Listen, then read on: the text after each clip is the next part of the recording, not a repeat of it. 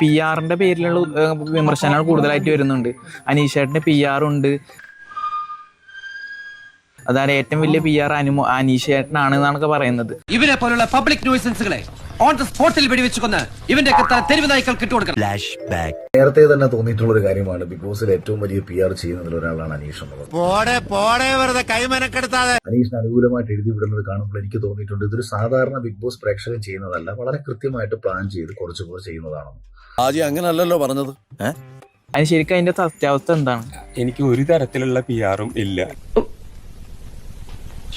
ബോസിലേക്ക് പോകുമ്പോൾ എൻ്റെ social media അക്കൗണ്ടുകളൊക്കെ ഞാൻ ഒരാൾക്കും കൊടുക്കേ അങ്ങനെയൊന്നും ചെയ്തിട്ടുണ്ടായിരുന്നില്ല.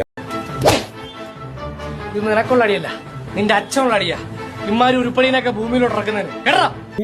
എൻ്റെ ഒരു പെർഫോമൻസ് ഇഷ്ടപ്പെട്ടിട്ട് ഒരുപാട് ആളുകൾ എന്നെ സ്നേഹിച്ചു. പിന്നെ നാണക്കെടുത്തി. തൽക്കാലം ഇത്രയും മതി. ഞാൻ പോയിട്ട് നാളെ വരാം.